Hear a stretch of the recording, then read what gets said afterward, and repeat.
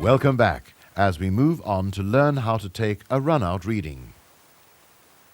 Having now performed the basic setup, our sprocket can now be slowly rotated and any pointer movement observed.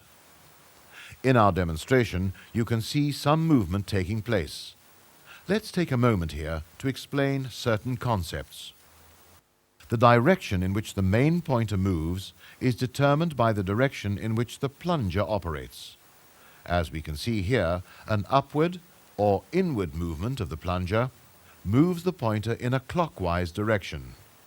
In engineering terms, this is known as a positive or plus direction. When the plunger moves down or outward, the pointer direction is anti-clockwise, also called a negative or minus direction. In technical language, the terms high and low are often used to mean positive and negative respectively. We'll now put these terms into use as we return to our demonstration. Notice how, as the sprocket turns, the pointer is moving in a positive direction. Now it stops, hovers, and begins to move in a negative direction. Let's turn back to the point where it hovered. This position is the high point, and we'll chalk a plus sign here.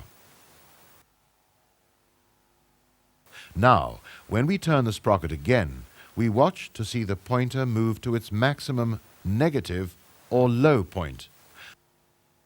That is, before it starts to move in a positive direction.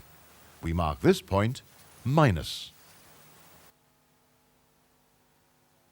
So far, we have established that our sprocket does have a small amount of run-out, and we know where the high and low points are.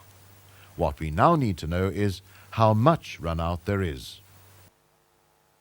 To obtain the reading, the gauge must first be zeroed at either the high or the low mark.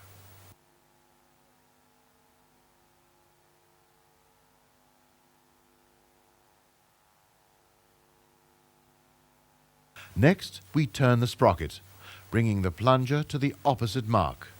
Then we note the pointer reading. Here, in our example, we can see that there is a lateral runout of 0.08 millimeters. We have just demonstrated a typical application for using a DTI, and the procedures can be followed for many other applications too.